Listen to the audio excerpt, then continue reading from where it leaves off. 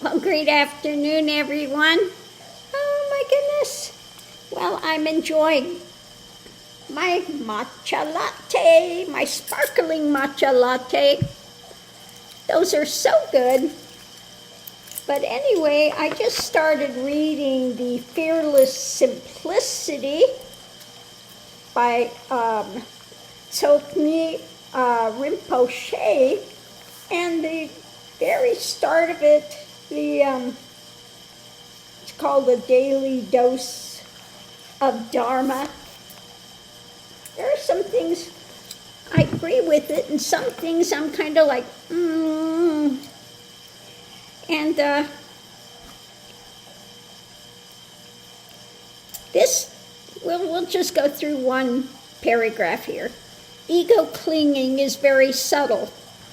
Virtually everything we do seems to be another way to feed the ego.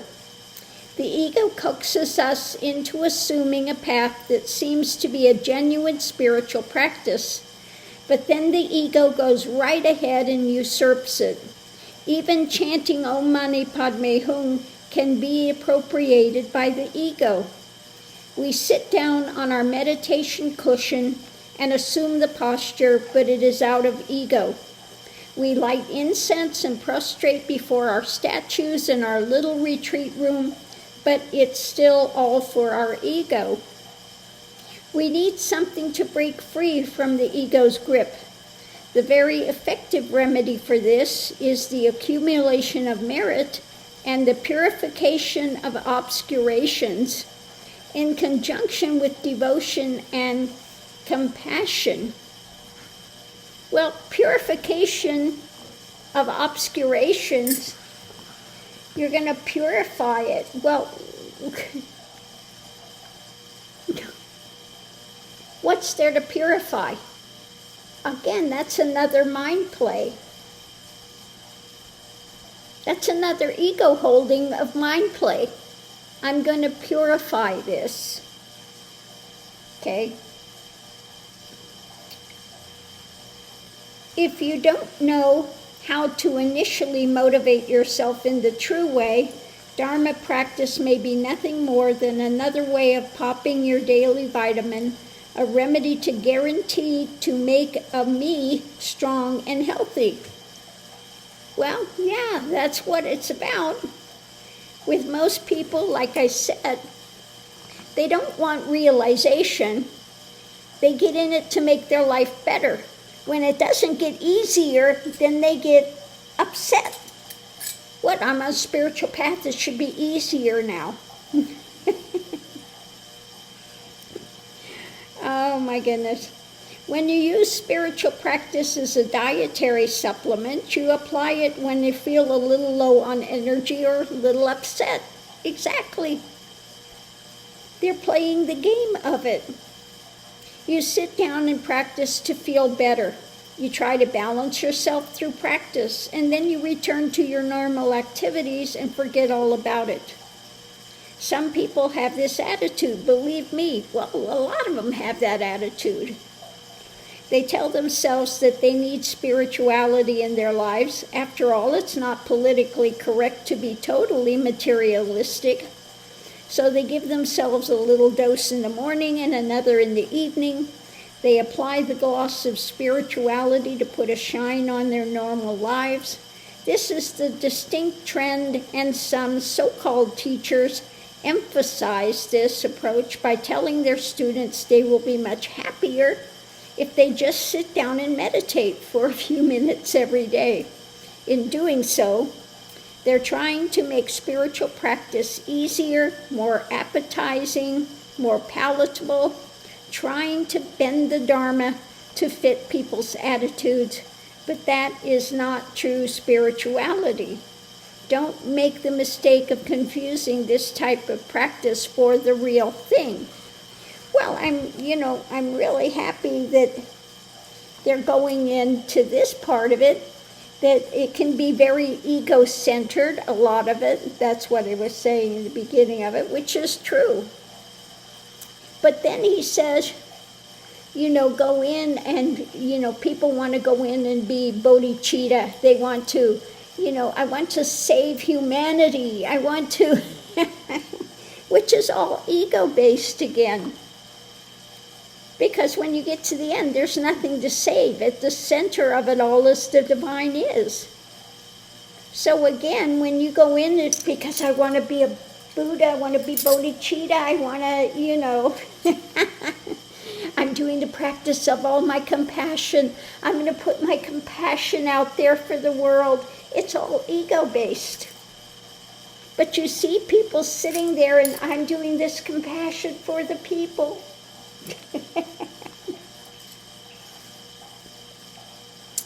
Very ego-centered.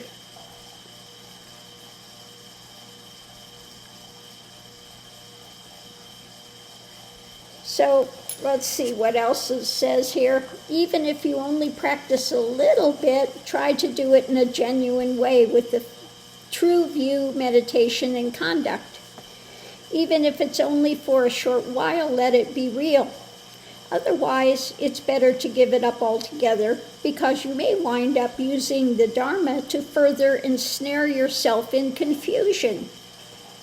And that's what I see with them a lot. To pretend to be a spiritual person and wear prayer beads around your wrist is useless in itself. If it happens naturally, fine, no problem.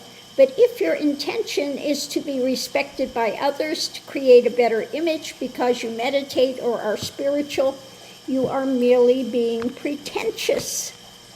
And this is what you see with many of them, that they'll wear the robes or they'll do the things so that people think that they are something more elevated or holy or more, and really,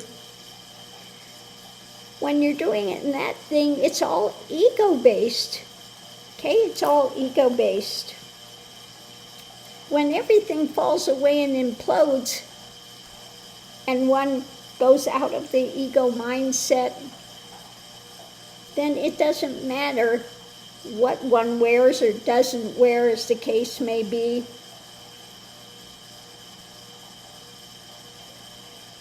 Now they have the thing here in the beginning of this song, they say, but it's called the Vajra song.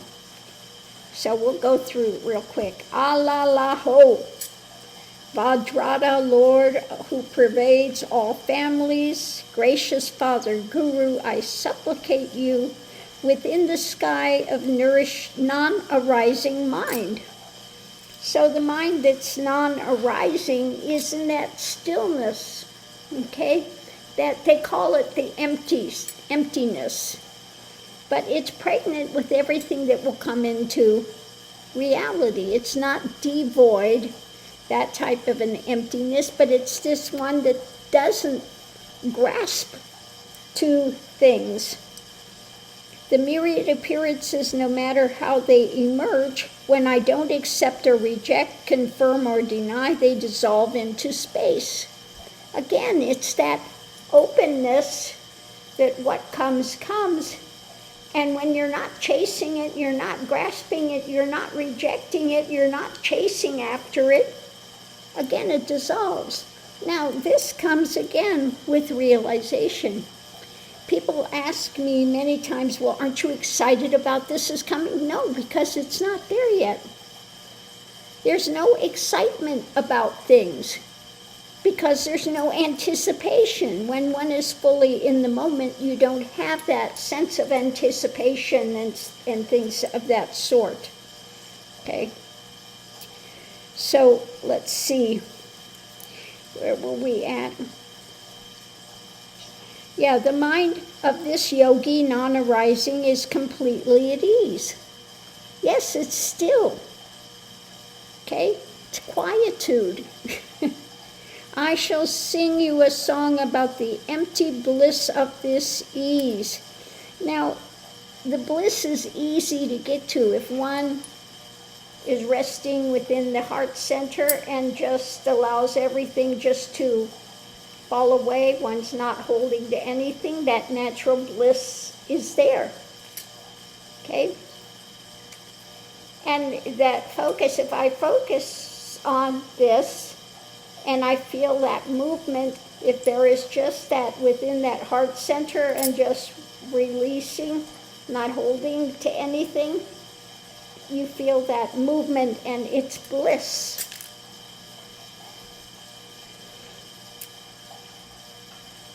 I shall sing you a song about the empty bliss of this ease. Listen, hear, all you fortunate men and women. Since it's hard for people of this dark age to pay attention, listen here, you worthy men and women.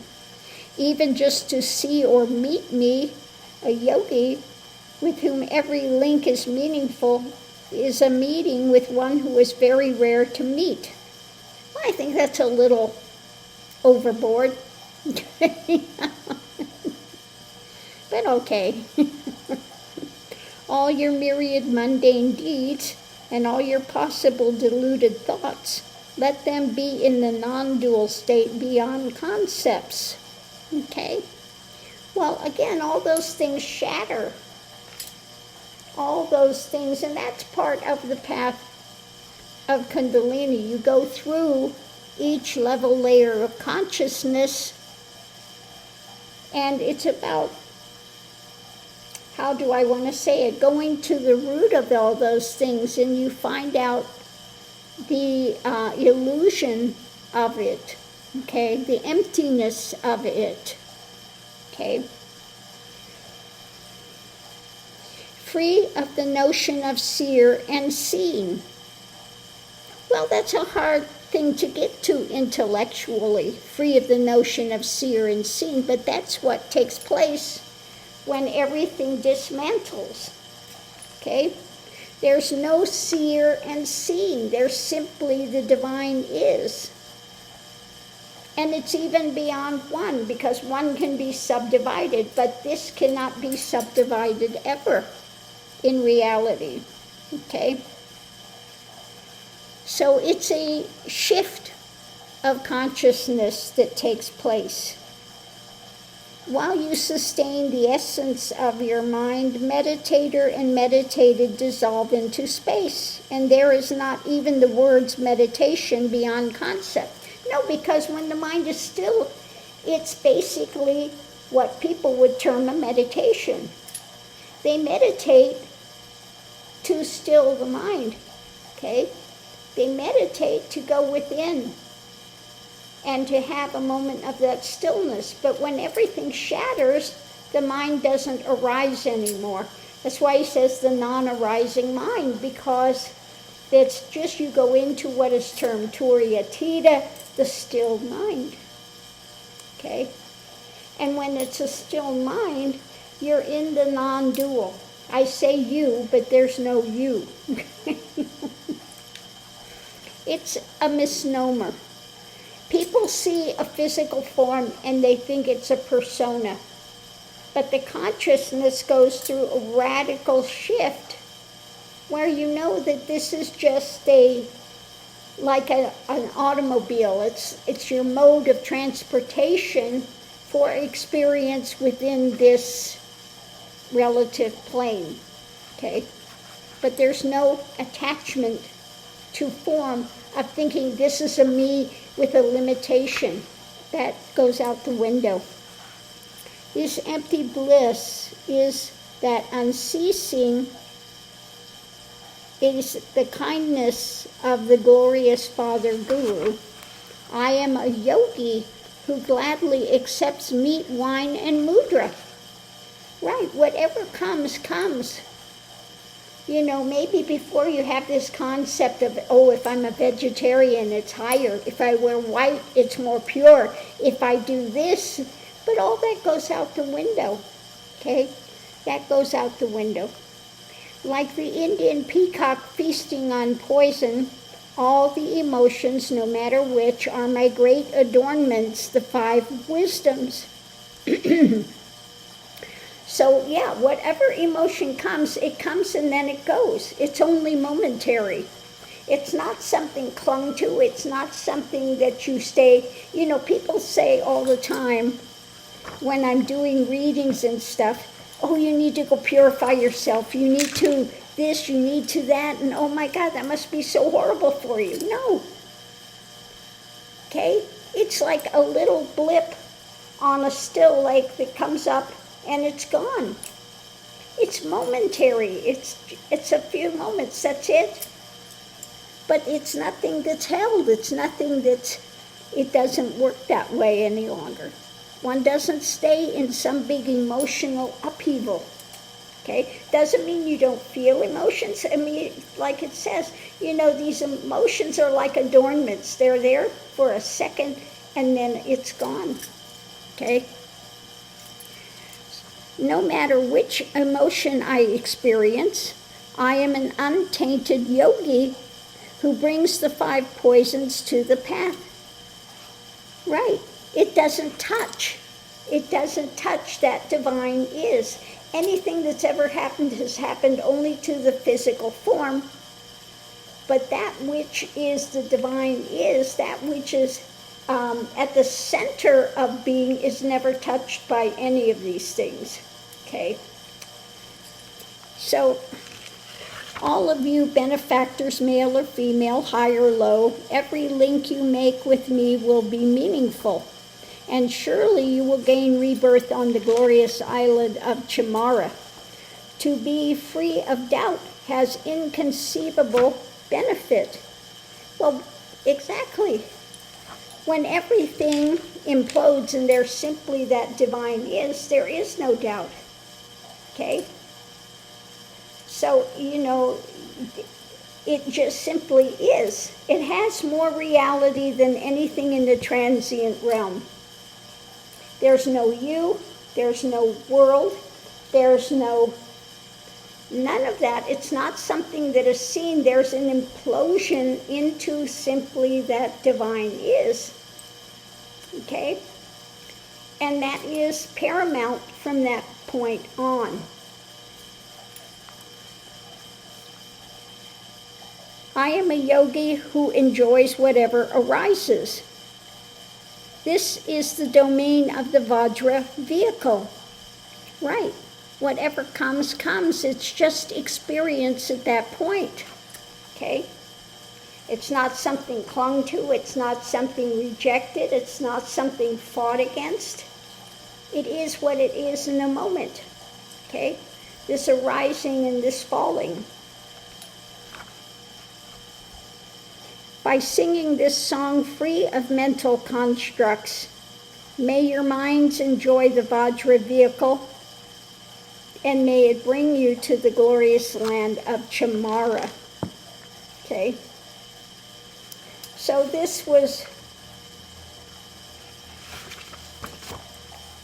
a thing that came out of this yogi from Tibet, talking about the state of realization, basically, what was the experience that he was wanting to give. See, it's very hard to talk about non-dual when you're speaking to those in the mindset, because you have to use words, and all words come from duality. So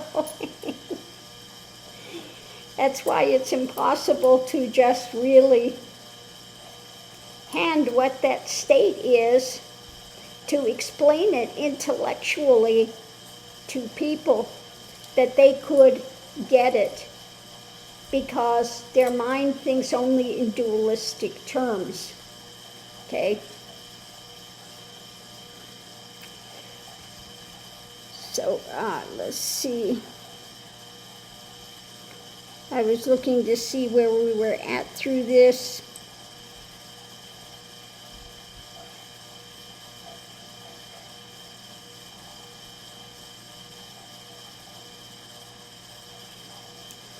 Okay, it says here, the main point of Buddha's extraordinary teachings is the view that emptiness and compassion are indivisible.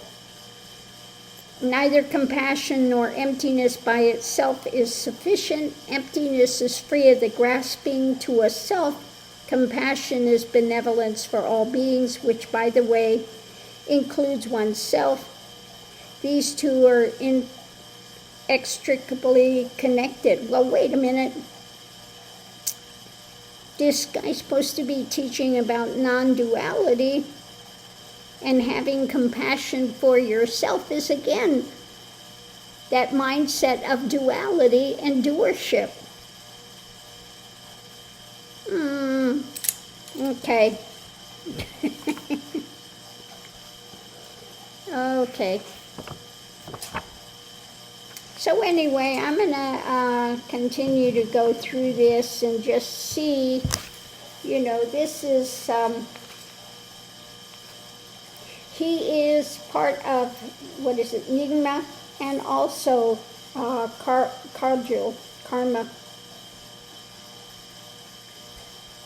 Kajal, path.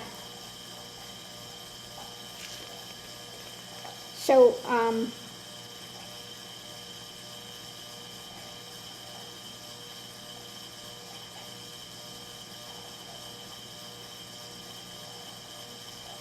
and then he's talking about karma. Karma is always watching. Well, you can't get away with anything because at the center of being is the divine is. Okay? So it's not that karma is some separate thing that's, it's the consciousness. The consciousness is what it is, and again, one cannot fool consciousness. They can have the mind play. Now, the consciousness, how do I want to say it? Consciousness programs mind. Mind programs the body. Okay? So you have to have consciousness, and depending on where you're at, your mind can occlude the pure consciousness because of its grasping and its stories and the drama that it's fueling. Okay? So anyway, I'm going to go ahead and read some more of this and just see where this guy is going. Sometimes, now when I was in Dharamsala, you have some traditions that are intellectual, and then you have practice ones. Now, the difficulty with the intellectual ones, they're all studying all these things, and they can, parrot it back by rote, and they have these things, and they make their point, and they do these things, and they have these debates and make their point, and I make my point, and I make my point, and they're back and forth. And it's all intellectual. You're not going to get freedom from just intellectual parroting of something and doing these practices, which are, again, just fueling ego many times. So really,